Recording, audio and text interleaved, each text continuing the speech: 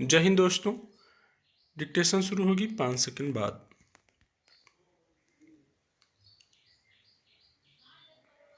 दिल्ली में आम आदमी पार्टी की सरकार बनने में उसकी ओर से बिजली मुफ्त मुहैया कराए जाने के वादे ने बड़ी भूमिका निभाई थी।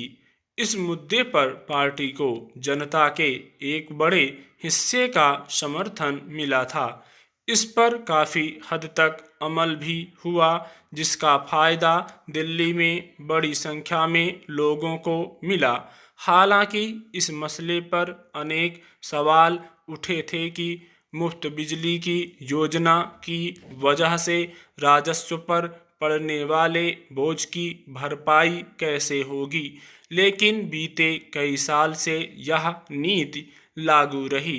अब अलग अलग कारणों से इस मामले में जिस तरह की खींचतान शुरू हो गई है, उससे जनता के बीच इस सुविधा के जारी रहने को लेकर स्वाभाविक ही आशंका खड़ी हो गई है। दरअसल हाल ही में दिल्ली सरकार ने दावा किया कि चूंकि उपराज्यपाल ने फाइल पर हस्ताक्षर करके नहीं भेजा, इसलिए उपभोक्ताओं को बिना सब्सिडी वाली बिजली नहीं मिलेगी।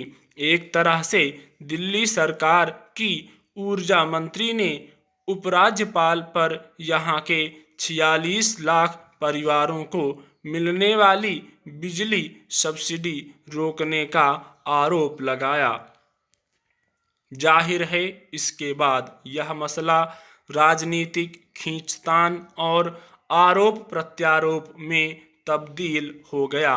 फाइल रोके जाने की खबर के कुछ समय बाद ही चूंकि उपराज्यपाल की ओर से इसकी मंजूरी मिलने की खबर आ गई थी, इसलिए इस मामले को लेकर आम आदमी पार्टी और भाजपा ने एक दूसरे पर जनता को सुविधाओं से वंचित करने का आरोप लगाया। लेकिन अब जिस तरह उपराज्यपाल ने एक पत्र के माध्यम से दिल्ली सरकार के आरोपों को झूठा बताते हुए उसके प्रमाण मांगे हैं और ऐसा न करने पर कानूनी कार्रवाई की चेतावनी दी है, उससे यही लग रहा है कि इस मसले पर दोनों पक्षों के बीच टकराव फिलहाल खत्म नहीं हुआ है।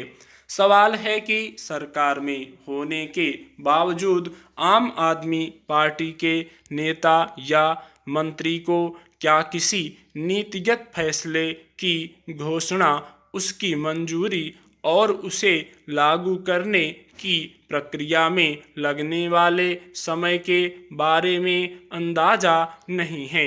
अगर सरकार को ऐसा लगा भी कि बिजली सब्सिडी के फैसले पर उपराज्यपाल की मंजूरी में देरी होने के मामले में कोई प्रक्रियागत खामी है, तो क्या इसे सार्वजनिक रूप से राजनीतिक मुद्दा बनाने से पहले स्थिति स्पष्ट होने का इंतजार नहीं कर लेना चाहिए था?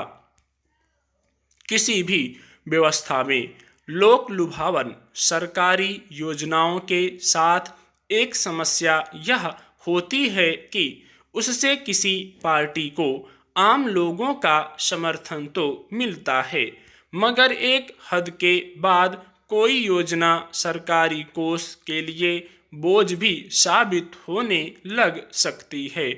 उसके बाद इस बात पर विचार होने लगता है कि नागरिकों को मुफ्त में दी जा रही किसी सेवा का दायरा क्या कुछ कम या सीमित किया जाए।